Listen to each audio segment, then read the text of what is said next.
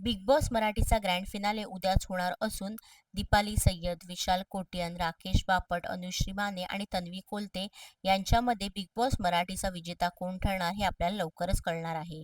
Big boss मराठीच्या ट्रॉफीवर सुरुवातीपासूनच तन्वी कोलते ही प्रबळ दावेदार मानली जात होती.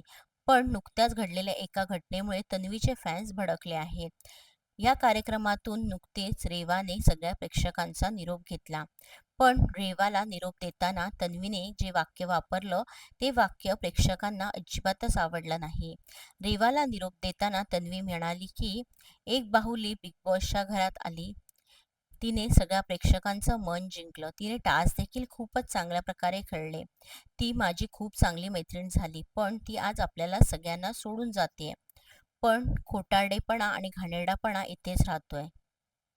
हे ऐकल्यानंतर अनुश्री प्रचंड भडकली. तिने चांगल्याच शब्दात तेव्हाच तन्वीला सुनावलं देखील. पण या सगळ्या घटनेमुळे आता सोशल मीडियावर तन्वी विरोधात एक मोहीमच सुरू झाली असून तन्वीने केलेली गोष्ट चुकीची असून तन्वीला आता वोटच करू नका अशी सोशल मीडियावर मोहीम चालवली जात आहे. आता या सगळ्या प्रकारानंतर तन्वी कार्यक्रमाची विजेती होते की नाही हे आपल्याला उद्याच कळेल. तन्वी ह्या कार्यक्रमाची विजेती व्हावी की नाही असे तुम्हाला वाटते हे आम्हाला कमेंटद्वारे नक्कीच कळवा आणि या कार्यक्रमाचा विजेता कोण असेल असं तुम्हाला वाटतं हे नक्कीच कमेंटद्वारे कळवा आणि यासारखे व्हिडिओ बघण्यासाठी पी स्क्वेअर मराठीला सबस्क्राईब करा आणि आमचे व्हिडिओ लाईक आणि शेअर करा.